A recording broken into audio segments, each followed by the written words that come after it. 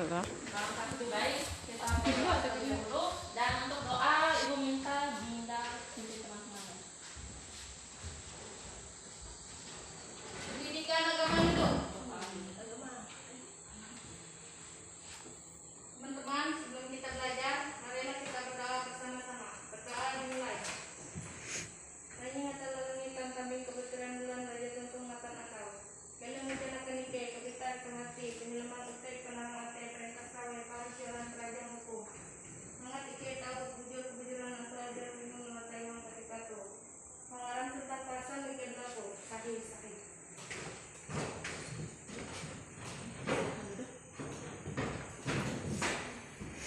Silakan berdiri dulu.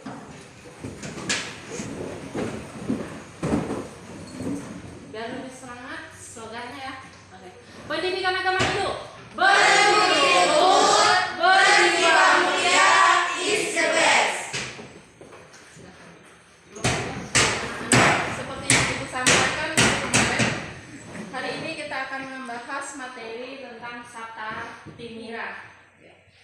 Sebelum kita masuki materi, pernahkah kalian berada dalam situasi atau ruangan yang gelap tanpa ada cahaya lampu? Pernah? Apa yang kalian rasakan? Gelap.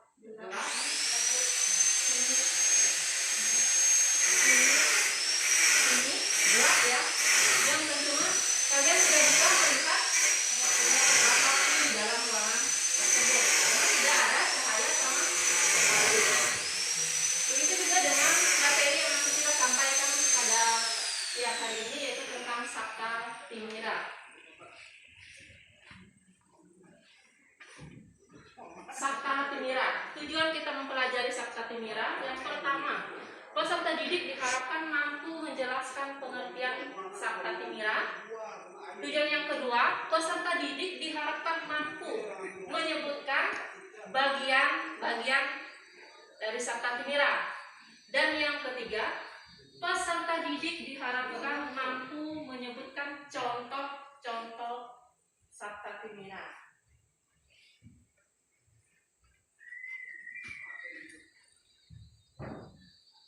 Sabta Timira dalam diri.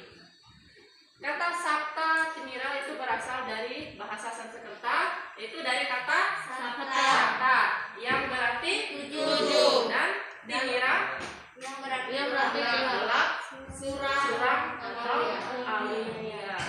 Jadi Sabta Timira adalah tujuh Atas sifat yang membuat pikiran seseorang menjadi gelap sehingga melakukan penafsiran negatif. 7 macam kegelapan atau sifat yang membuat pikiran seseorang menjadi gelap sehingga melakukan perilaku yang negatif atau yang tidak baik ya. Ketujuh macam sifat atau perilaku yang tidak baik dalam Sabta Timira. Yang pertama, saya tahu, serupa artinya apa? Wajah tampan atau cantik. Serupa artinya wajah tampan atau cantik, di mana seseorang melakukan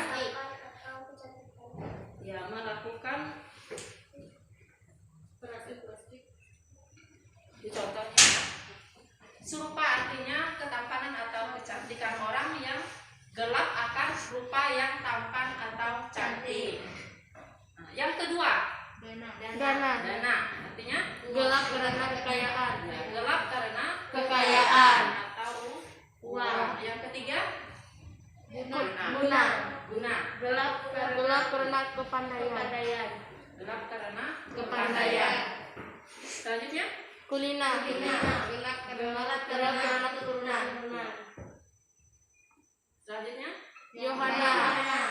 Gelap karena keremajaan. gelap karena keremajaan. Dan yang keenam, Surah. Gelap karena minuman keras. yang ketujuh, Kesesuaian. Gelap karena keberanian. gelap karena keberanian. Inilah bagian-bagian Sabta Timira yang harus kita hindari dalam diri cinta. Yang pertama tadi adalah serupa, gelap karena ketampanan dan kecantikan.